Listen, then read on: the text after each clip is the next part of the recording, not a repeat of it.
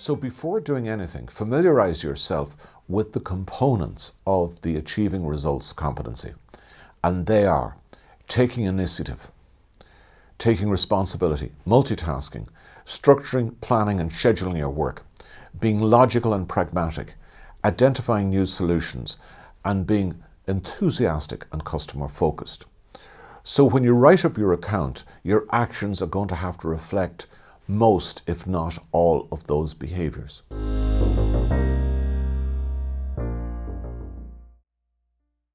Situation. I was asked by my manager to coordinate the supports for working at home during COVID. I was given a free hand to transfer office functions in such a way that we could serve our customers as before. One of the challenges was that half the staff were new and not fully up to speed with the systems. Task. I was given 10 working days to get the system into place.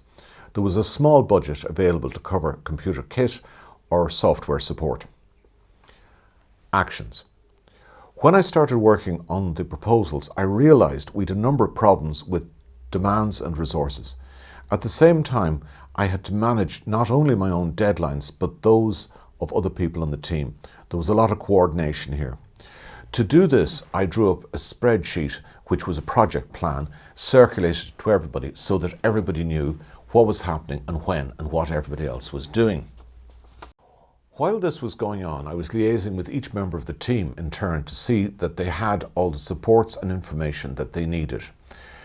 Communications and technology were key, so I prioritised at the early stages getting everybody's computer systems up to speed and getting the software working well.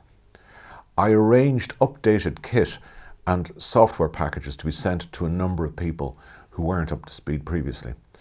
I also initiated a daily messaging and updating system to let everybody know what was happening. I worked on the items in priority order, in case order, and rescheduled tasks were appropriate. People found their work rhythm and we were able to function properly within the 2 weeks. Result? We achieved our targets. The manager informed me that my section had been rated the most effective in the organisation in its response to COVID. We had delivered the same results as we would have done previously, something no other team had quite done. Some of our systems are now being used by others with equally effective results. So that's the story told from the point of view of achieving results. But there's another way you can tell the story, and that's about how you motivated and supported the team during this particular transition.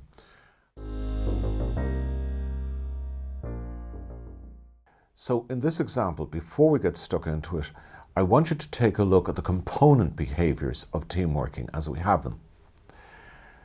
Working well with others, providing clear advice and support, training and coaching people, setting clear objectives, supporting teams and individuals, and dealing with performance issues. Situation. When COVID required us to lock down and work from home, I was charged with making sure that my team functioned properly when working remotely. It complicated things that a number of the team members were newly appointed and not yet fully up to speed. I also had been having performance problems with one member of the team even before the whole thing started. My task. I was given 2 weeks to ensure that each member of the team were supported and guided to help them deal with the situation.